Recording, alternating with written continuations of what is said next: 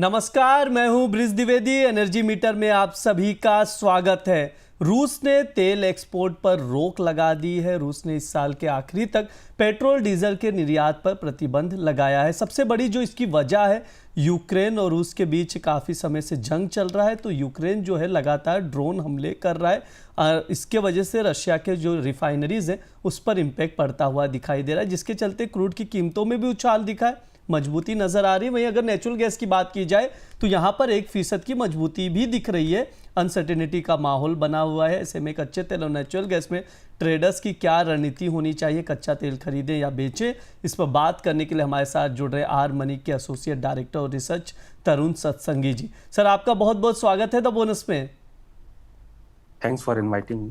Sir, सबसे पहला जो आपसे टेक चाहूँगा कि रशिया जिस तरह से तेल एक्सपोर्ट पर रोक लगाया है, लगातार हम लोग देख भी रहे हैं यूक्रेन और रशिया के बीच जंग जारी है। यूक्रेन जो है ड्रोन हमले भी कर रहा है, इसको कैसे देख रहे हैं सर? इसका क्रूड के ऑयल पर जो प्राइजेस है कितना इम्पैक्ट पड़ता हुआ दिखाई देगा?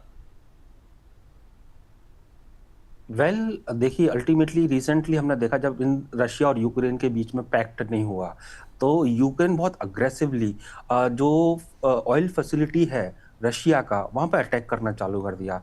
ट्रम्प बार बार फोर्स कर रहे हैं रेस्ट ऑफ द वर्ल्ड को कि यूक्रेन के साथ अगर वॉर बंद नहीं होता है तो रशिया का ऑयल ना लिया जाए। अब नाउ दे आर सेइंग कि एग्जैक्टली वो कर्व करने वाले हैं एक्सपोर्ट, तो उस केस में ये प्राइस सेंसिटिव न्यूज हो जाती है। इस हफ्ते को देखा हमने प्राइस किस वजह से ड्राइव हुए। इराक ने बोला हम सप्लाई नहीं बढ़ाएंगे, पहले बोला था बढ़ाएंगे, एंड आफ्टरवर्ड्स ये रशिया वाला इशू आया एंड उसकी वजह से हमने रैली देखा। बट यहाँ पे ये समझना चाहिए, इतना सीवियर अगर इशू होता तो प्राइजेस 10, 12, $15 भाग गए होते। अभी भी ऑनगोइंग रेंज में है। $61.50 on down side and $66.50 on higher side. जब तक ये रेंज ईदर वे ब्रेक नहीं होगी तब तक मार्केट कंसोलिडेशन करेगा इस रेंज के अंदर। अगर सीरियसली रूस की इस न्यूज़ का इम्पैक्ट मार्केट में सीवियर पड़ना है तो $66.50 के ऊपर भाव जाना बहुत ज़रूरी है। अगर वो गया तो मार्केट में $4-5 की और तेज़ी आ जाएगी। बाकी हमको देखना होगा कि फिर डेवलपमेंट क्या होता है, कितना सप्लाई हॉल्ट होता है। बट यहाँ पर एक चीज़ और मैं सजेस्ट करना चाहूँगा, ऑलरेडी वर्ल्ड मार्केट के अंदर हायर सप्लाई है। मैं बात करता हूँ October to December quarter this year world market का सप्लाई डिमांड को 1.8 मिलियन बैरल पर डे से आउटपेस करेगा, which is a negative news. At the same time आप देखिए यूएस का डिमांड अभी वीक होगा अगले 6 महीने के अंदर। चाइना का डिमांड फ्लैटिश है, जबकि 2 साल से, जबकि उससे पहले हम देख रहे थे कंसिस्टेंटली उनका अप थ्रस्ट था डिमांड की तरफ। तो यहाँ पर मिक्स्ड बैच ऑफ न्यूज है जिसकी वजह से मार्केट में हमने देखा है कंफ्यूजन है। उस कंफ्यूजन के चलते मार्केट में दायरे का कारोबार हो रहा है। तो जो रेंज अगर कटता है 66-50 तो मैं इसमें फर्दर बाइंग प्ले करना प्रेफर करूंगा। अगर ये नहीं कटेगा तो दोबारा से $62 देख लेंगे हम नीचे की तरफ आने वाले सेशंस के अंदर। एक चीज और मैं कहूंगा, मंदा भी तभी आएगा जब $61.50 के नीचे प्राइस क्लोज देंगे, जो कि मैंने लास्ट शो में भी कहा था। उसके नीचे गया तो ये फिर गया, अदरवाइज क्या है कि अल्टीमेटली रेंज में रहेगा। 66-50 के ऊपर गया तो ये भागा। जो रेंज बता रहे हैं सर उसके अकॉर्डिंग आप देखकर चल सकते हैं। अभी हम लोग देखें तो ब्रेंट क्रूड $69 के ऊपर ट्रेड कर रहा है, WTI क्रूड $65 के ऊपर ट्रेड करता हुआ नजर आ रहा है। अगर MCX पर देखें क्रूड ऑयल के प्राइसेस तो ₹5780 प्रति बैरल के करीब ट्रेड करता हुआ दिखाई दे रहा है। सर, कोई ट्रेडिंग कॉल भी है क्या क्रूड ऑयल को लेकर या नहीं है सर? क्या सजेशन है आपके?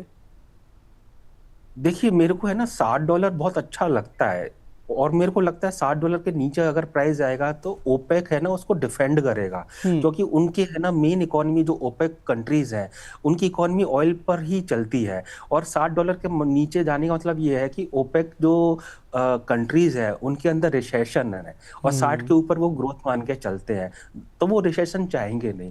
तो गिविंग दैट फैक्ट मेरा मानना है कि $60 के नीचे नहीं जाएगा, और जाएगा तो वो शॉर्ट लिव्ड होगा। ओपेक प्लस एक्टिव हो जाएगा सप्लाई कट कर कर। तो कंसीडरिंग डेट मैं जब जब $62 के आसपास मार्केट आता है, मैं प्रेफर करता हूँ बाय साइड में जाना। और लास्ट टाइम भी मैंने वहां से बाइंग ही बोला था। एंड डोमेस्टिक मार्केट की बात करते हैं, 5450 के नीचे जब तक क्लोज नहीं देगा, 5450 से 5850 का रेंज है जिसमें प्राइस एक्टिविटी होगी। एंड मैं डिप्स पर बाय करना प्रेफर करूंगा। अगर रशिया की तरफ से फर्दर डेवलपमेंट होता है सप्लाई डिसरप्शन का, तो इसमें रैली देखने को मिल सकती है। आज फ्राइडे है, मे बी 2 दिन की रैली के बाद में प्रॉफिट बुकिंग देखने को मिले।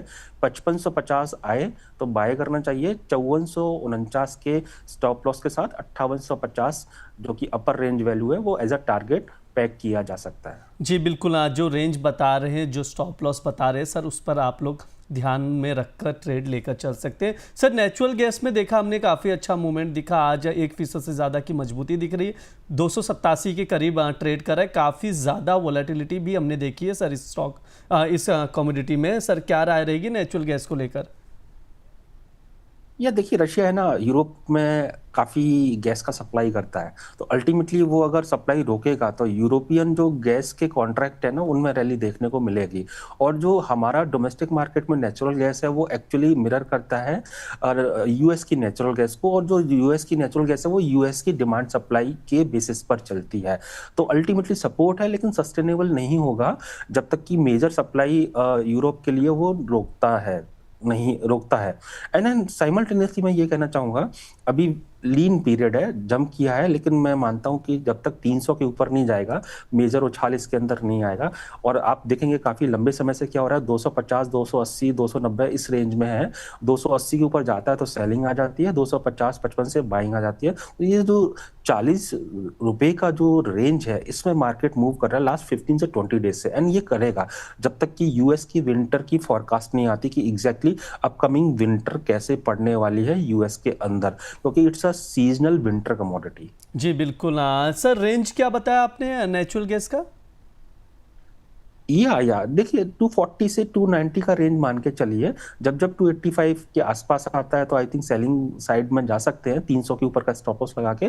जब जब 245 250 आता है तो बाय कर सकते हैं 240 के नीचे का स्टॉप लॉस लगाकर। जी बिल्कुल। जो भी दर्शक हैं जो रेंज बता रहे हैं सर, स्टॉप लॉस बता रहे हैं, उसके अकॉर्डिंग आप नेचुरल गैस पर भी नज़र बनाकर चल सकते हैं। सर आपकी ओर से कोई डिस्क्लेमर रहेगा?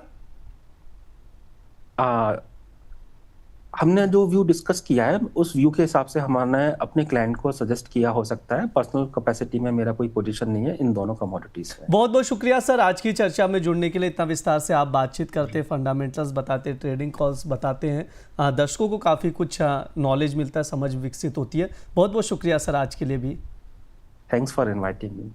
एनर्जी मीटर में जिस तरह से हम बता रहे हैं आप लोगों को, crude oil, natural gas, electricity पर भी बातचीत की जाती है और फंडामेंटल्स बताए जाते हैं, ट्रेडिंग कॉल्स भी दिए जाते हैं। अगर आप लोगों की कोई भी सवाल हो तो कमेंट बॉक्स में पूछ सकते हैं, उस पर भी बातचीत हम लोग करेंगे। लेकिन आप लोगों को ये भी बता दें, गोल्ड पर द बोनस की ओर से एक वेबिनार का आयोजन किया जा रहा है, जिस पर आप लोग भी रजिस्ट्रेशन करके जुड़ सकते हैं। अगर आप गोल्ड ज्वेलरी खरीदना चाहते हैं या गोल्ड में निवेश करना चाहते हैं लेकिन ऊंचे भाव से डर रहे हैं, तो आप हमारे एक्सपर्ट्स की सलाह ले सकते हैं।